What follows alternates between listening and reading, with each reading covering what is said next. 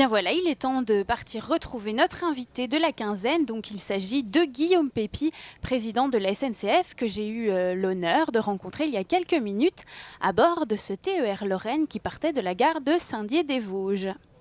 Et je suis en compagnie de notre invité de la quinzaine, il s'agit de Guillaume Pepy, président de la SNCF. Bonjour Monsieur Pepy. Bonjour. Alors vous étiez aujourd'hui l'invité du maire de Saint-Dié-des-Vosges, Christian Pierret. Quel était l'objectif de votre déplacement à Saint-Dié-des-Vosges ? Avec les élus, on a fait un peu un tour d'horizon des sujets ferroviaires. Il y a d'abord évidemment et surtout le pôle multimodal, c'est-à-dire au fond le réaménagement de la gare. L'idée, c'est avec le conseil régional, le conseil général, avec l'État, RFF, de transformer la gare pour en faire véritablement une gare dans laquelle il y a les bus, tous les moyens de transport ensemble, et puis une zone d'activité dédiée plutôt aux petites et moyennes entreprises. Donc on a regardé ce dossier-là, et puis on a parlé par ailleurs des autres dossiers qui concernent les habitants de Saint-Dié, les perspectives de réouverture de lignes, point d'interrogation, les perspectives de desserte TER et de desserte TGV, point d'interrogation. On a fait un peu le tour d'horizon. D'accord, alors le maire de Saint-Dié-des-Vosges, Christian Pierret, est aussi le nouveau président de la Fédération des maires des villes moyennes de France. Est-ce qu'il faut voir à travers cette visite une volonté de la SNCF de renforcer les relations avec les réseaux des collectivités locales ? Oui, parce qu'en fait, la SNCF elle a un ancrage dans les différents territoires qui est très important. Il y a 3000 gares en France et nous, on considère que notre relation avec les collectivités locales est une force. Donc c'est vrai que les villes moyennes nous intéressent et on voit qu'avec le développement du TER combiné avec le TGV plus la rénovation des gares, c'est un véritable renouveau du service public auquel la SNCF veut participer. Et alors, la ville de Saint-Dié-des-Vosges porte d'importants projets de développement économique autour de son nouveau quartier-gare, avec par exemple la pépinière d'entreprise, l'hôtel d'entreprise ou encore le projet de pôle intermodal. Le train et notamment la présence du TGV représentent aussi un appui important au développement touristique. Quelle est aujourd'hui la politique de la SNCF en appui aux zones touristiques ?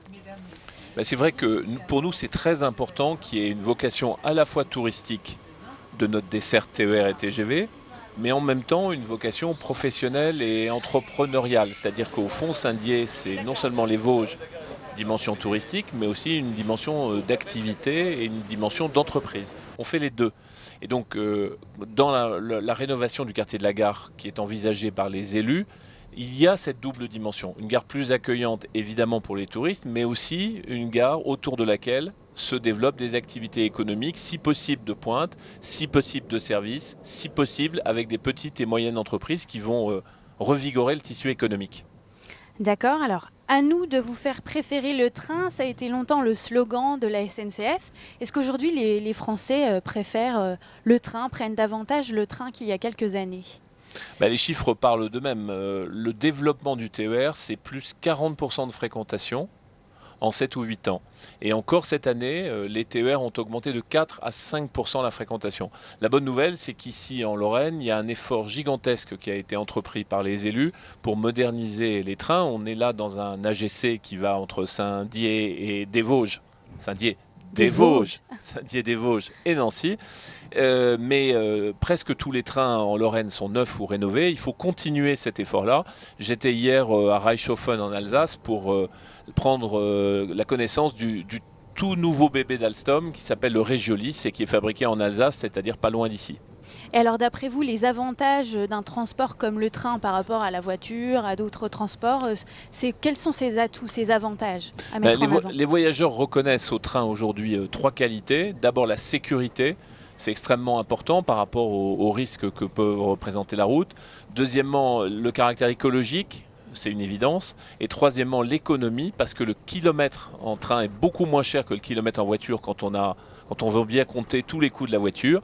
Et en plus, beaucoup de cartes ont été inventées par le conseil régional pour financer à bon prix les transports par TER. Donc c'est la bonne solution économique, écologique et en plus, bonne solution de sécurité.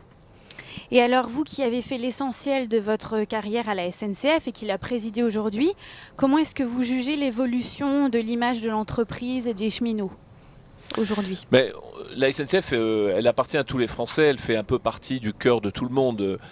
Tous les enfants ont eu leur carte de famille nombreuse dans leur portefeuille qui servait de carte d'identité, donc il y a un lien très particulier.